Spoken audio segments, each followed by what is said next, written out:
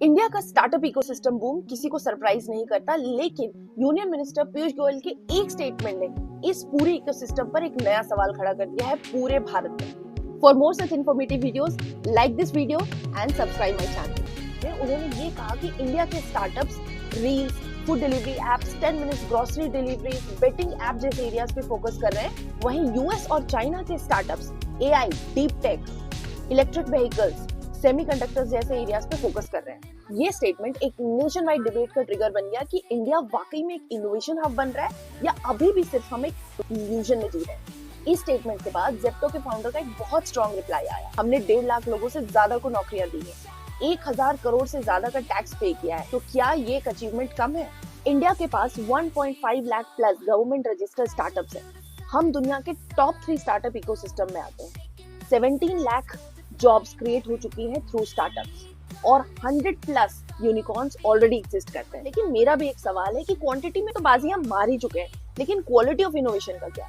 इस बात को बोट के फाउंडर अमन गुप्ता भी सपोर्ट करते हैं। गवर्नमेंट ऑलरेडी इसके लिए काफी स्ट्रॉन्ग स्टेप ले रही है, जैसे startup India mission, seed fund scheme और fund of funds for startup जैसे स्कीम्स के साथ। इसका रिजल्ट ये है कि सूरत, भुवनेश्वर, भोपाल जैसे टियर 2 और टियर 3 सिटीज से भी फाउंडर्स इमर्ज हो रहे हैं। लेकिन असली चैलेंज क्या है यार, ये डीप टेक इनोवेशन का।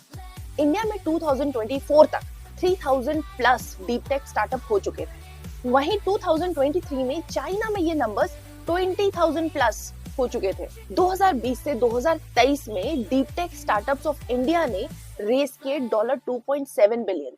वहीं चाइना में इसी पीरियड में venture capital funding in startups ने रेस की कितनी? $60 billion. Now, can you see the big difference? US और चाइना अब एआई, सेमीकंडक्टर्स, स्पेस टेक और डिफेंस टेक जैसे सेक्टर्स में लीड कर रहा है। वहीं इंडिया के स्टार्टअप्स अब भी लार्जली कंज्यूमर फेसिंग एप्स पे फोकस कर रहे हैं। इंडिया में वेंचर कैपिटल का जो एक माइंडसेट है वो ज्यादातर जल्दी रिटर्न्स पर फोकस्ड है, यानी इन्वेस्टर 2 से 3 साल पर अपने इन्वेस्टमेंट पे रिटर्न्स चाहते हैं। लेकिन ये जो मूनशॉट प्रोजेक्ट्स होते हैं जैसे एआई, क्वांटम कंप्यूटिंग या फिर रोबोटिक्स, इसमें रिजल्ट आने में ही 5 से 10 साल का टाइम लग जाता है, जिसकी वजह से इन्वेस्टर इंडिया में इन्वेस्ट करने से हेजिटेट करते हैं। तो अगर इंडिया को स्टार्टअप का कैपिटल नहीं बल्कि स्टार्टअप का सुपर पावर बनना है तो हमें क्या चाहिए?